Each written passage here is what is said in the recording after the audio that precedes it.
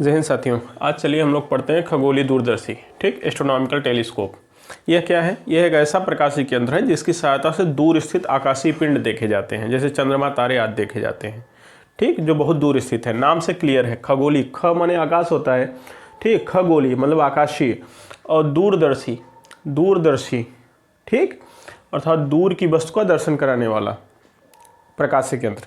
यह एक ऐसा प्रकाशीय केंद्र है जिसकी सहायता से दूर स्थित आकाशीय पिंड देखे जाते हैं, जैसे चंद्रमा, तारे आदि देखे जाते हैं। यही है आपका खगोलीय दूरदर्शी। इसमें दो ठो लेंस लगे हैं, देख लीजिए, एक उत्तल लेंस, दूसरा भी उत्तल लेंस है, और ये वस्तु की ओर होता है, इसलिए बड़ा होता है। क्यों बड़ा होता है? क्योंकि अनंत की वस्तु देखना है, बहुत बड़ी बड़ी वस्तु देखना है, इसलिए इसे बड़ा लेते हैं। और ये छोटा होता है जो आँख की ओर होता है, आँख की ओर वाला लेंस छोटा होता है। तो इससे क्या कहते हैं? वस्तु की ओर होने के कारण मैं पिछली क्लास में भी संयुक्त सूक्ष्मदर्शी वाले में बताया था, इसे बोलेंगे ऑब्जेक्टिव लेंस, क्योंकि वस्तु की ओर है, वस्तु की ओर है, इसलिए इसका नाम क्या होगा? Objective lens. और ऑब्जेक्टिव लेंस को हिंदी में आप क्या कहेंगे? अभिदृश्यक लेंस, अभिदृश्यक लेंस, अभिदृश्यक लेंस है। और आप जानते हैं कि दिखने से लग रहा होगा संयुक्त सूक्ष्मदर्शी का उल्टा दिख रहा होगा। अभिदृश्यक लेंस की द्वारक भी बड़ा है, फोकस दूरी भी अधिक है, और यहाँ नेत्रिका की ओर जो है उसका द्वारक छोटा है, फोकस दूरी भी छोटी है। ठीक, तो इसकी खास विशेषता ये है कि बड़े द्वारक का होता है, बड़े द्वारक, तथा अधिक फोकस दूरी, अधिक फोकस दूरी, फोकस दूरी अर्थात एफओ का कौन सा लेंस है? उत्तल लेंस है। ठीक, कौन? आपसे पूछेगा कि अभिदृश्यक लेंस का द्वारक क्या होता है, तो बड़ा होता है, और फोकस दूरी क्या होती है? वो भी अधिक होती है। कौन सा लेंस होता है? उत्तल लेंस। कभी कभी तो यही पूछ लेता है दोनों कौन से लेंस होते हैं, दोनों उत्तल लेंस होते हैं। ठीक, इसके बारे में क्या होगा? ये एलई है, आप जानते हैं, जिसे आई लेंस बोलते हैं या आई पीस बोलते हैं। आई लेंस या आई पीस, जिसे हम लोग बताए थे पिछली क्लास में भी, अभिनेत्र लेंस बोलते हैं या अभिनेत्र लेंस बोलते हैं, या नेत्रिका के नाम से जाना जाता है, नेत्रिका। ठीक, अभिनेत्र लेंस या नेत्रिका। और इसकी खास बात क्या है? तो इसकी भी खास बात यही है, देख लो, ये छोटे द्वारक का है और कम फोकस दूरी का है, आँख की ओर होने के कारण इसका नाम नेत्रिका है। छोटे द्वारक का, छोटे द्वारक तथा कम फोकस दूरी, कम फोकस दूरी, फोकस दूरी मतलब यहाँ क्या दिखाई देंगे? एफ ई, एफ ई माने नेत्रिका की फोकस दूरी, फोकस दूरी का उत्तल लेंस। ये भी उत्तल लेंस है, ध्यान से देखें तो देख लीजिए, ये भी उत्तल लेंस है ना। तो खगोलीय दूरदर्शी में क्या होता है? बड़े द्वारक का था अधिक फोकस दूरी का अभिदृश्यक लेंस होता है, और छोटे द्वारक का और कम फोकस दूरी का नेत्रिका होता है। इसका मतलब यहाँ आपको एक बात स्पष्ट हो रही है कि एफओ बड़ा हो रहा है एफ ई से। अभिदृश्यक लेंस की फोकस दूरी अभिनेत्र लेंस की फोकस दूरी से अधिक दिख रही है। दिख रही है कि नहीं? ओके, तो ठीक है, तो इसे आप स्क्रीनशॉट ले लीजिए, फिर आगे चलें। ठीक, स्क्रीनशॉट लीजिए, हम बगल हैं। देखिए वस्तु कहाँ है? हम लोग प्रतिबिंब बना रहे हैं खगोलीय दूरदर्शी से। ठीक, वस्तु कहाँ रखेंगे? स्पष्ट दृष्टि की न्यूनतम दूरी पे तो रखेंगे नहीं, क्योंकि सूक्ष्मदर्शी या संयुक्त सूक्ष्मदर्शी के केस में हम क्या करते थे? वस्तु को लाते थे और अभिदृश्यक लेंस के सामने रखते थे। ठीक, लेकिन खगोलीय दूरदर्शी के केस में वस्तु कहाँ है? अनंत पर, अर्थात तारों को देखना है, दूर स्थित आकाशीय पिंड देखना है, तो उन्हें लाकर तो अभिदृश्यक लेंस के सामने रखेंगे नहीं, तो अभिदृश्यक लेंस को ही उनकी तरफ करना पड़ेगा। ठीक है, अर्थात अनंत की वस्तु को देखना है। अगर अनंत की वस्तु को देखना है, तारों को देखना है, आकाशीय पिंडों को देखना है, तो अभिदृश्यक लेंस को ही उनकी तरफ करना पड़ेगा। और देखने के लिए क्या होगा कि फिर अनंत से दो किरणें चलेंगी जो एक दूसरे के समांतर होंगी। अब ये समांतर किरणें में एक किरण तो हम लेकर चले हैं, अनंत से आ रही है किरण, तारों से, किसी तारे से आ रही है, अनंत से आ रही है, कोई अनंत पर बहुत बड़ा वस्तु है, ठीक है, बहुत बड़ा वस्तु है, अब उससे चल रही है किरण, तो एक किरण जो जा रही है ये तो प्रकाशीय केंद्र से ले जा रहे हैं जो बिना विचलन के सीधे निकल जा रही है, अच्छी बात है। दूसरी किरण जो जाएगी इसी किरण के समांतर आएगी, क्योंकि अनंत से चलने वाली दो किरणें एक दूसरे के समांतर होती हैं। और आपको ये भी पता है कि अनंत पर स्थित वस्तु का प्रतिबिंब कहाँ बनता है, फोकस पर बनता है। किसके फोकस पे बनेगा, अदृश्यक लेंस के फोकस पे बनेगा, ठीक, और इसका फोकस थोड़ा अधिक होगा क्योंकि बड़ी फोकस दूरी का है। तो दूसरी किरण हम ले चल रहे हैं इसके समांतर, इसी के समांतर ले चल रहे हैं, हम ऊपर से ले चले जा रहे हैं, क्या दिक्कत है, बस कटाना वही है फोकस पर।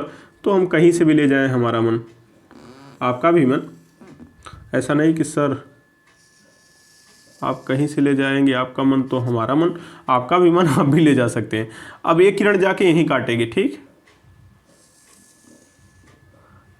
एक किरण जाके यहीं काटेगी, क्यों सर, क्योंकि अनंत पर स्थित वस्तु से चलने वाली 2 या 2 लाख किरणें आने के बाद एक ही बिंदु पे काटती हैं, जो बिंदु फोकस बिंदु होता है, यही काटेंगे। तो इस बिंदु पर क्या मिलेगा आपको, प्रतिबिंब किसका, अगर कोई वस्तु ए बी है अनंत पर, मान लिए हम कोई ए बी वस्तु अनंत पर है, इस तरह से ए बी, तो इसी का क्या बनेगा, यहाँ बन जाएगा बी डैश, और मुख्य से मिला दोगे तो क्या मिल जाएगा आपको, सर मुख्य से मिला देंगे तो हो जाएगा ए डैश, ए डैश बी डैश, किसका प्रतिबिंब हो गया, ए बी का, जो वस्तु है ए बी कहाँ है, अनंत पर, ठीक है, कोई दिक्कत नहीं। ये किसने बनाया, अदृश्यक लेंस ने, कितनी दूरी पर बनाया, एफओ दूरी पर, क्योंकि यहाँ से यहाँ तक की दूरी क्या है, एफओ है, फोकस दूरी। अनंत पर स्थित वस्तु का प्रतिबिंब तो सदैव फोकस पर ही बनाएगा। अब एक दूसरा लेंस रखेंगे पीछे, क्यों, नेत्रिका लेंस, आँख देख रही है पीछे से ना, तो एक नेत्रिका लेंस रखो, चलो पीछे रखते हैं, छोटे द्वारक का और कम फोकस दूरी का, छोटे द्वारक तथा कम फोकस दूरी का नेत्रिका लेंस रखते हैं, ठीक। ये देखो दूसरा लेंस रख दिए हम, इसका नाम क्या है सर, नेत्रिका या अभिनेत्र लेंस। इसको डिनोट किससे करते हैं, यल ई से, यल ई से डिनोट करते हैं, हो गया, कोई दिक्कत वाली बात नहीं, अच्छी बात है। अब बताओ आप, एक बात तो आप बता ही सकते हो हमको कि यह वस्तु इसके लिए क्या काम करेगी, सर इसके लिए तो वस्तु का काम करेगी, वस्तु का काम करेगी तो वस्तु जैसा व्यवहार कराओ, फिर इसका फोकस के अंदर इसको रख दो, इसका ये कौन सा है, आई लेंस है, क्यों, क्योंकि आँख इधर है ना आपकी, देखिए ये आपकी आँख है, ठीक है, आप देख रहे हैं बस, ठीक है, आँख है उधर, ये आई लेंस है, तो ये क्या हो गया सर, इसका प्रथम फोकस इधर हो गया, एफ ई मान लिए हम, कोई मतलब नहीं, आराम से मान लो, और इसका द्वितीय फोकस या मुख्य फोकस इधर हो गया, उसका नाम क्या है, उसका नाम है एफ ई हो गया, और यहाँ भी एफ ई रहेगा, डैश लगा दो, एफ ई डैश, कोई दिक्कत नहीं है। चलो अब क्या होगा, जितना आगे उतने पीछे फोकस। अब ये वस्तु का काम करेगी तो इससे 2 किरण ले चलो, एक किरण सर मुख्य अक्ष के समांतर ले चले, चलो अच्छा है, मुख्य अक्ष समांतर जाने वाली कहाँ से जाएगी, फोकस से जाएगी, चलो लेकर चले गए। दूसरी किरण प्रकाशिक केंद्र से जाएगी, बिना विचलन के सीधे निकल जाएगी, और आपको पता ही होगा कि यही वाला कोण तो बीटा होता है महाराज, यही वाला कोण क्या है, बीटा है, यही वाला कोण क्या है सर, यही वाला कोण तो बीटा है आपका, ठीक, बीटा कोण हो गया, अच्छा लग रहा है अब, ठीक है। अब क्या होगा, आगे तो काटेंगे नहीं, पीछे बढ़ाओ, कहीं काटती हुई नजर आएंगी, बढ़ाओ, देखते हैं कहाँ काटती हुई नजर आती हैं, चलो तुम भी आ जाओ, आओ आओ आओ, कहीं तो काटेगी, सही ले आए हो मास्टर, ज़बरदस्ती तो नहीं लाया ना, देखो ज़बरदस्ती नहीं, आराम से आराम से आराम से आराम से, कट गई, हाँ लग तो रहा है कट गई। तो यही क्या बन गया, प्रतिबिंब का B double dash, B dash का प्रतिबिंब बी डबल डैश, और मुख्य से मिला दो तो क्या हो जाएगा sir, A double dash, A double dash B double dash. कम से कम कितना दूर होना चाहिए, एक तो कम से कम डी दूरी पर होना ही चाहिए, कम से कम डी दूरी पर होना ही चाहिए, स्पष्ट दृष्टि की न्यूनतम दूरी बनना चाहिए, तभी दिखेगा साफ सुथरा। तो ये हो गया आपका प्रतिबिंब, फाइनल प्रतिबिंब इस वस्तु का, अनंत पर स्थित वस्तु का A double dash B double dash final प्रतिबिंब है, जैसा कि हमने वहाँ भी बनाया था यहाँ भी बनाया।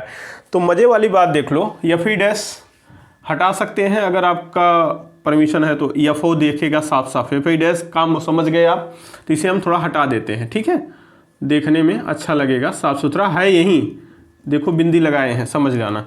FO यहाँ से यहाँ तक की दूरी, यहाँ से यहाँ तक की दूरी, यही ये देखो FO है, यहाँ से लेकर यहाँ तक की दूरी, यहाँ से लेकर यहाँ तक की दूरी FO है, ठीक, फोकस दूरी है। और अब यहाँ से लेकर यहाँ तक की दूरी क्या है सर, UE है, UE मतलब यहाँ से लेकर यहाँ बस्ट का काम करेगा तो UE है, ठीक, कोई दिक्कत वाली बात नहीं है सर, हमें भी नहीं है।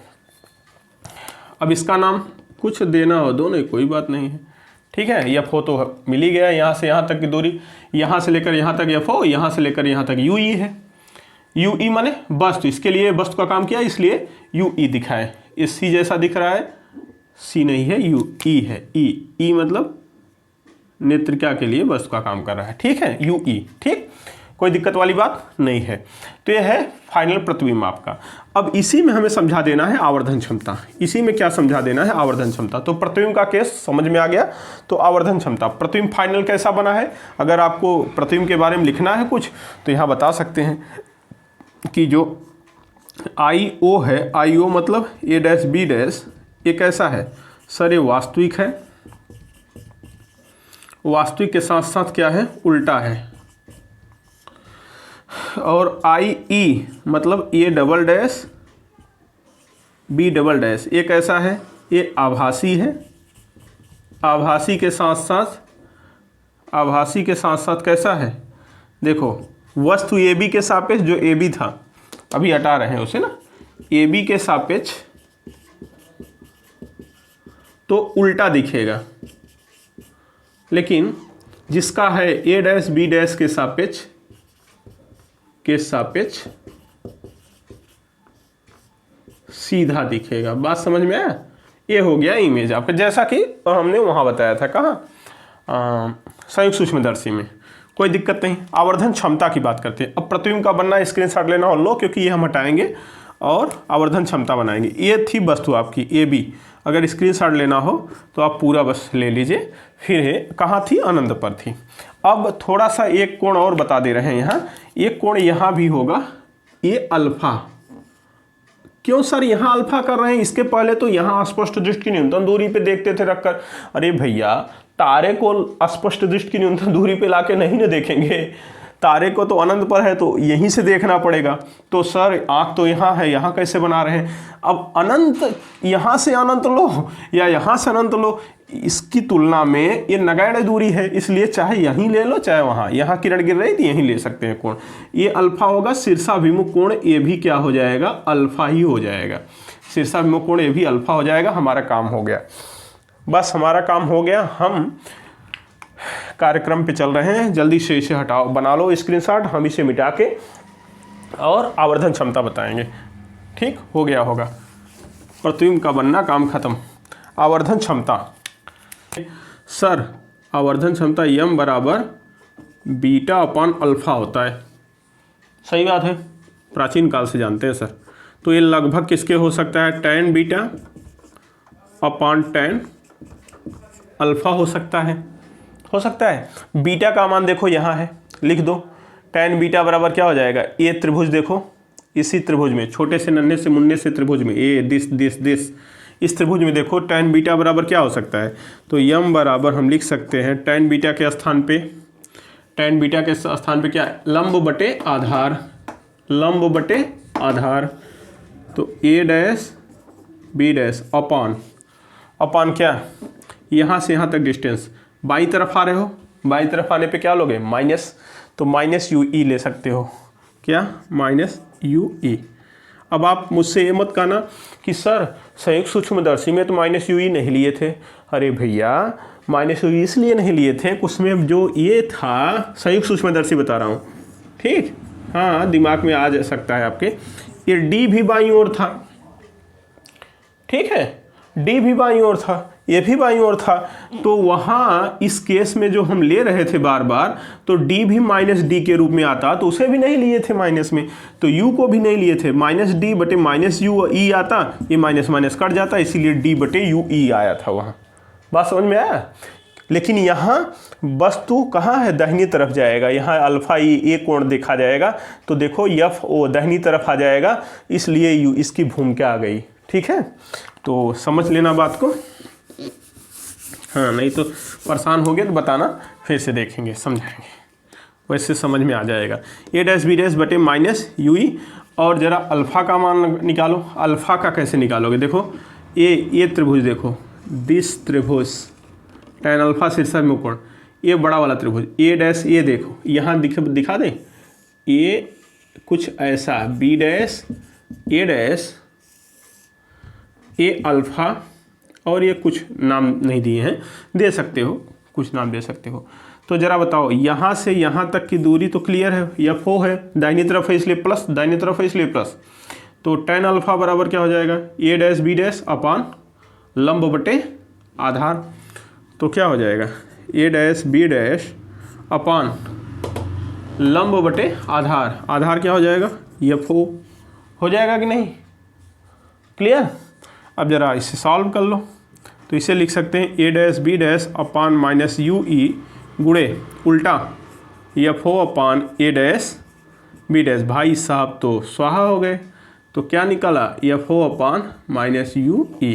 तो यहाँ जो आवर्धन क्षमता ओ अपान माइनस यू ई, ऐसा लिख सकते हैं,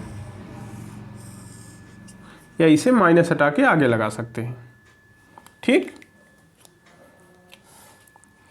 या ऐसे भी लिख सकते हैं, यम बराबर एफ ओ माइनस यहाँ कर दो गुणे 1/u ई।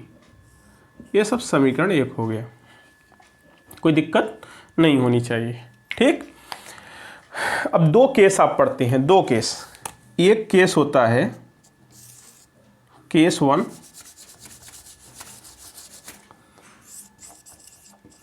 केस 1 जब अंतिम प्रतिबिंब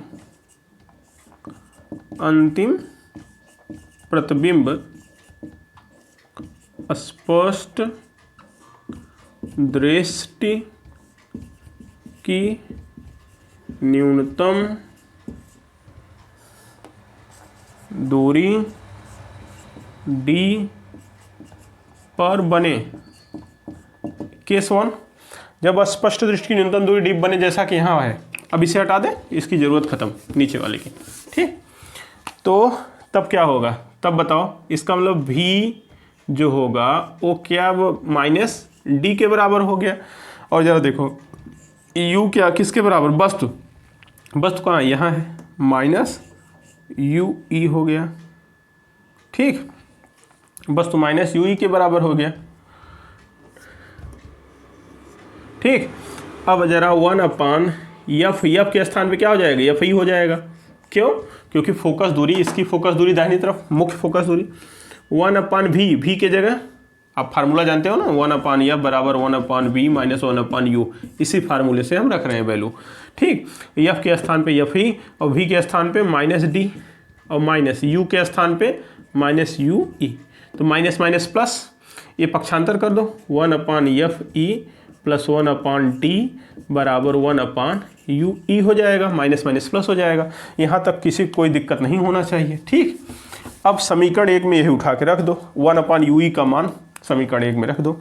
तो समीकरण 1 से क्या, समीकरण 1 से यम बराबर क्या हो जाएगा, माइनस एफ ओ गुणे 1 अपान एफ ई प्लस 1 अपान डी।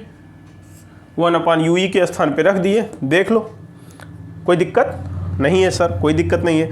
अच्छा, दिक्कत नहीं है, जरा बताओ, 1 अपान एफ आई, यहाँ तो एफ आई है, बाहर ले सकते हो, लेकिन यहाँ एफ आई है नहीं है। अगर एफ आई बाहर लोगे तो यहाँ ऊपर भी एफ आई आ जाएगा। क्यों? क्योंकि नहीं है तो या तो ऊपर नीचे गुणा कर लो एफ आई से, आपको अच्छा लगेगा बाहर लेने में, इसे कॉमन लेना है कुल मिलाकर। तो अपने मन से एफ आई का गुणा ऊपर कर दिए, एफ आई का गुणा नीचे कर लिए। क्योंकि एफ ई कॉमन लेना है मेरे भाई, बस फार्मूला सेट करना है। तो एफ ई बाहर, यहाँ एफ ई है, एफ ई बाहर ले लो, क्योंकि ऊपर नीचे तो सेम चीज़ से गुणा कर सकते हैं ना। तो एफ ई बाहर ले लो, एफ ई यहाँ बाहर आ जाएगा, एफ ई बाहर आएगा तो यहाँ का एफ ई निकल आएगा, यहाँ का एफ ई आ जाएगा तो केवल 1 बचेगा। और वहाँ जरा देखो क्या बचेगा, इसे जैसे ही बाहर लोगे तो आपको एक फार्मूला मिलेगा, क्या, वो यम बराबर आ जाएगा माइनस एफ ओ, और एफ ई बाहर आया अपॉन एफ ई, ब्रैकेट में 1 बचेगा, प्लस यहाँ ऊपर एफ ई बच जाएगा, नीचे वाला एफ ई तो बाहर आ चुका है, अपॉन डी। कोई दिक्कत हो तो बताओ, अदरवाइज साफ सुथरा बनाओ। लो भाई, हमने तो डिब्बा भी बंद कर दिया, थोड़ा सा उलझा सुलझा लग रहा होगा, लेकिन अगर अलग कलर है समझ में आ रहा होगा।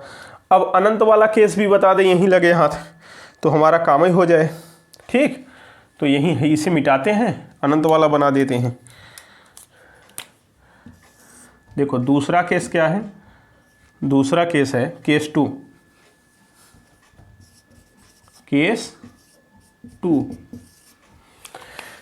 केस 2 क्या है, इसे हटाते हैं भाई।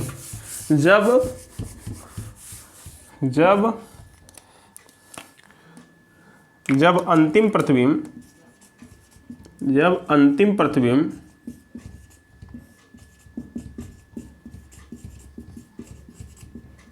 अनंत पर बने, कहाँ, अनंत पर बने, या इसी को हम क्या कहते हैं, श्रांत नेत्र से देखें, श्रांत नेत्र की अवस्था में, या श्रांत नेत्र से देख रहा है, उस केस में क्या होगा बताओ आप। उस केस में अनंत पर प्रतिबिंब बनाना है, इसका मतलब v का वैल्यू अनंत, ठीक, और u का वैल्यू क्या बताए हैं अभी माइनस यू ई है, ये है। तो चलो देखें, और f बराबर एफ ही हो जाएगा, तो इसी सूत्र में रखो, किस सूत्र में, अरे 1/f बराबर 1/b माइनस 1/u, यही सूत्र तो है। तो 1/f ही हो जाएगा, क्योंकि इस लेंस के लिए सब कहानी चल रही है, इसके लिए कोई मतलब नहीं है, बराबर 1/ve अनंत हो जाएगा, माइनस 1/u के स्थान पे माइनस यू ई आ जाएगा। तो माइनस माइनस प्लस 1/अनंत का मान 0। तो रिजल्ट क्या निकला आपका, 1/fe बराबर 1/ue। इससे क्या निष्कर्ष निकला, ue बराबर क्या हो जाएगा, fe हो जाएगा। बोलो हाँ या ना, हो जाएगा। तो जहाँ समीकरण 1 से फिर रख दो, समीकरण 1 से, सर समीकरण 1 बड़ा जरूरी है, हाँ समीकरण 1 से, समीकरण 1 कौन सा ले, ये वाला ले लो ना, ue यहाँ रख दो। तो यम बराबर क्या आ जाएगा, यम बराबर माइनस रहने दो, एफ ओ रहने दो, यू ई के स्थान पे क्या रखोगे, यू ई के स्थान पे एफ ई। हो गया मेरे भाई, लो दूसरा वाला भी आ गया, जब प्रतिबिंब अनंत पर बने। ठीक है, देख लो, समझ लो, स्क्रीनशॉट लेना हो ले लो, क्योंकि हम देखते हैं, ले लो, हम बगल में है, स्क्रीनशॉट ले लो, साफ सुथरा दिख रहा है, हैं?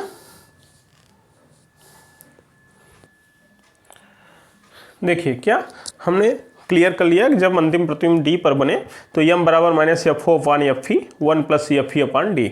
आवर्धन क्षमता क्या होता है खगोलीय दूरदर्शी की, F O upon F E 1 plus F E upon D.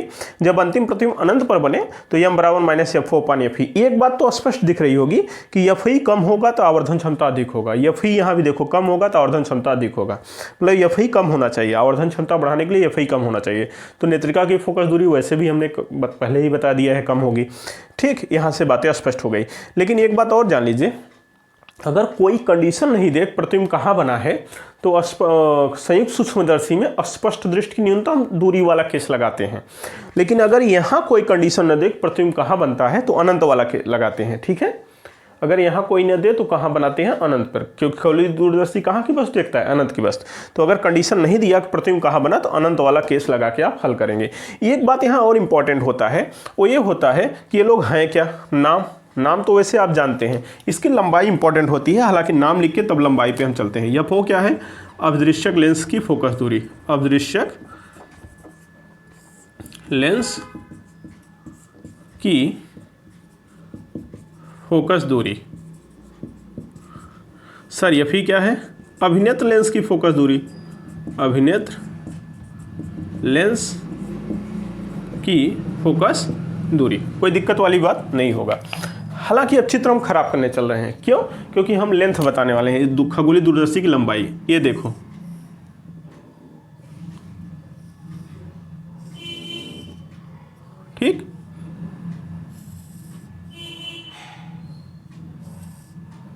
कुछ ऐसा ही,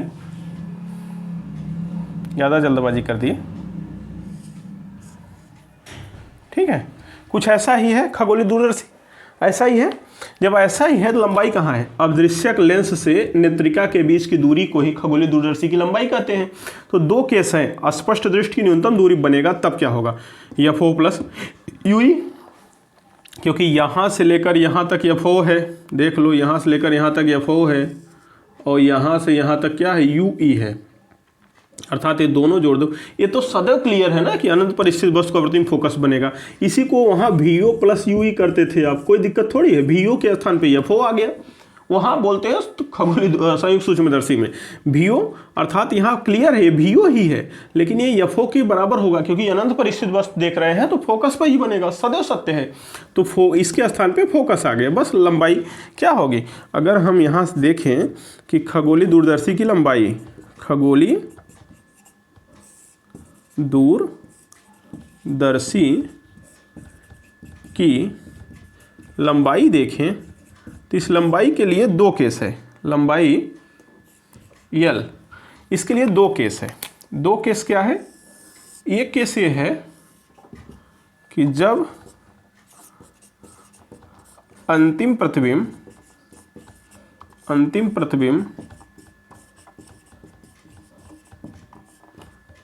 D पर बने, जब D पर बनेगा तो लेंथ L बराबर क्या होगा सर, FO तो क्लियर है, यहाँ से यहाँ तक की दूरी तो FO होना ही है, इससे मतलब ही नहीं है, ये तो बना दिया, काम खत्म। इससे दंतुर दृढ़ चक्र व्यवस्था से इसे आगे पीछे करके अपना सेट करिए, अनंत पे बनाइए या अनंत पे बनाइए, स्पष्ट दृष्टि न्यूनतम दूरी पर। FO प्लस UE हो जाएगा, UE खगोली दोनों के बीच की दूरी लंबाई होती है। एक क्लियर हो गया। जब अनंत पर बने, जब अंतिम प्रतिबिंब अनंत पर बने या बोल देगा श्रांत अवस्था में है, तो ध्यान देना श्रांत अवस्था भी यही रहेगा। तो उस समय लंबाई क्या हो जाएगी, एक तो FO हो जाएगा, और याद करो वहाँ माने कहाँ वहाँ माने संयुक्त सूक्ष्मदर्शी में आपने VO प्लस FE कर दिया था, क्योंकि अनंत के केस में UE के स्थान पे क्या आता है, UE के स्थान पे FE आ जाता है। अभी सॉल्व किए थे, दिखाए थे, अनंत पे जब बनता है तो UE के स्थान पे FE आ जाता है। फिर से करके दिखाएं, अभी बताए थे, देख लो पीछे जाके UE के स्थान पे FE, तो UE जो था उसके स्थान पे क्या हो जाएगा, FE हो जाएगा। ठीक, तो ये बड़े इंपॉर्टेंट है, अनंत वाला केस यहाँ इंपॉर्टेंट है, ये केस इंपॉर्टेंट है, ध्यान देना, क्योंकि लंबाई देकर आपसे आवर्धन क्षमता लंबाई देकर फोकस दूरियां अलग अलग पूछ लेगा। तो यम का वैल्यू माइनस में रख दीजिएगा, काम हो जाएगा। बाकी तो आप जानते हैं कि सबका वैल्यू पॉजिटिव रखा जाता है, यम का वैल्यू माइनस में आएगा क्योंकि अंतिम प्रतिबिंब उल्टा बन रहा है वस्तु के सापेक्ष, ये बताता है। कोई दिक्कत वाली बात नहीं है, इतना स्क्रीनशॉट लीजिए, फिर हम क्वेश्चन पे चलते हैं।